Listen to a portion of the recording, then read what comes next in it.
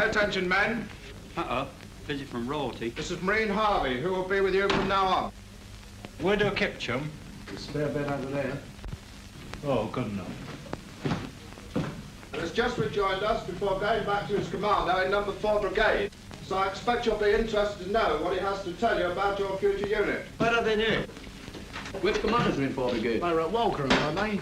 Is it right what they say about litter there? Are you always thinking that? Job, you would think of that. Are those boots issued? They're rubber soles, aren't they? Yes, they're what we call SVs. Do you want to go creeping about in? Hello everyone. As you'll have gleaned from the intro there, and of course from the video title, what we're looking at here are a pair of British SV boots, or more properly Boots SV, to give them the proper nomenclature. This is a topic I've covered previously on the channel. I did make a video looking at these many years ago now, but the production quality of videos has improved greatly since then. So I thought it was a topic that was worth revisiting, and we're going to have a look at these in detail now and compare them to a pair of standard issue ammo boots as well. So here we have them, the British Boots SV, and this is quite a worn pair. As you can see, they've had quite a tough life by the look of it. This one in the foreground came to me like this, all crushed down, as if it had been stored like that for many years. And I have tried to sort of mould this and pack it and get it, change the shape of it a little bit, but it always collapses back and folds in on itself like that. So it must have been left and stored like that for many, many years before it came to me.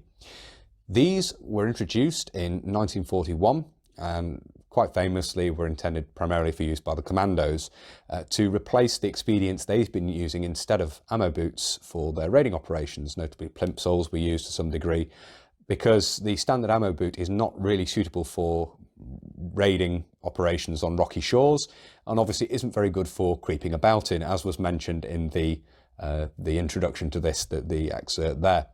So this is basically a rubber-soled version of the ammo boot, which sort of solves that problem. It gives you something that's a much more sturdy piece of footwear than plimp soles, but has a rubber sole and therefore gives you that extra grip on hard surfaces, and it doesn't make nearly as much noise as ammo boots do.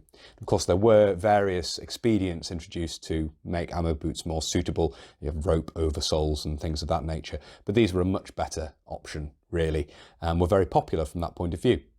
So, as I say, the uppers, the actual construction of these is very, very similar to the standard ammo boot. Basically, in place of hobnails or sags, you have a rubber sole screwed on in place. So we'll have a look at the rubber sole first of all. This is the famous Itside Commando sole. You can see this here. These particular boots, they are attached with Phillips head screws, which suggests to me these are post-war. Although you can see we also have nails attaching the sole on at the toe here. So you have screws down in the tread here, and then nails going through the thicker part of the tread there to attach these to the leather sole of the boot. And you can see that here. You have a single leather sole, then you have the rubber sole for the forward part of the boot attached on there, then another leather spacing piece for the heel, and then the rubber heel is attached on top of that. So you can see there, and we have the Commando name, the Commando brand shown clearly on these. As I say, I believe these may well be a post-war manufactured pair of Boots SV. The Commando soles, I'm not sure about the branding of them in terms of their use on wartime boots, but certainly the Phillips head screws, I can't remember when they were introduced. And it may be that I looked into it and it was in fact during the war, or well, they existed during the war rather, but certainly they would suggest to me their use on these, that you would expect these to be post-war. The flathead screws that you see certainly on extant known wartime examples are more typical. So just something to note here. I'll put this back down here. The other boot is in much better condition, sort of in terms of not being crushed up, but you can see there's still quite a bit of wear to the leather and so forth. The toe cap's been polished smooth at some point, but the construction of the boot is from pebble grain leather, and you can see the heels and toes. You can see how the heel there has been polished. So these are quite possibly a 50s or 60s issue pair of boots to the Royal Marines. Heels and toes was quite a common thing to see polished up at that time, leaving the rest of the boot in the pebble grain leather. Move this out of the way, and I will bring in an ammo boot to compare. And you can see this here. This is, I forget the date in these, but these are basically of wartime pattern. And if we put that beside here, you see the slightly more pointed toe cap perhaps on the SV here, but the general construction and the shape of these and the height is the same. These are basically ammo boots with a rubber sole, effectively the SV boot. You can see the stitching to the toe cap there is the same. The stitching for the uppers, basically the same. And if we have a look here at the heel and the backstay, bring those up into view here, you can see again the construction is basically exactly the same. So the SV is effectively, as I say, a rubber-soled ammo boot. There are some who debate this, but that is what the design boils down to. Basically, I think there is some confusion with the boot Cold Wet Weather, which of course also uses the Commando sole, but is a very different shape to allow for many pairs of socks to be worn within. It has a much larger toe box, for example. Again, made of the same pebble grain leather, and the construction of the uppers effectively the same, but rubber soles in place. And of course, rubber soles weren't introduced more generally because rubber was a scarce commodity during the war. There were other reasons as well. Less easy to repair these in the field than it is with hobnail ammo boots.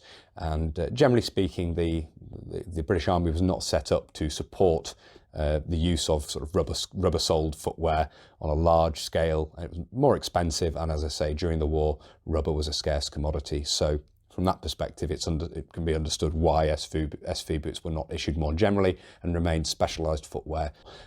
Fairly brief video here. I'll move the ammo boot out of the way and bring the other SV boot back in just for a final look at this pair of boots. As I say, these are not in the best condition in the world, but they are what they are. I'm very happy to have them in the collection, and they are actually in my size as well. Not that I wear them very often, obviously, but they are in my size, which is very nice to have.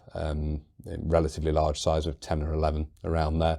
I think they are actually marked 11 inside, which is the only marking on the insole. I wouldn't be able to look at it here even with a light down inside. It's tucked down inside the boot, but there's no date or anything, as I say, which is unfortunate. It would be nice to put a date to these, but I'm thinking probably post-war, possibly 50s or early 60s manufacture and issue. And as you can see, they've seen quite a lot of use, and they were certainly a popular boot, and better than the certainly better than the ammo boot in terms of having the rubber sole with the grip and the tread and so forth, certainly when operating on hard surfaces, rocky cliff faces and that sort of thing.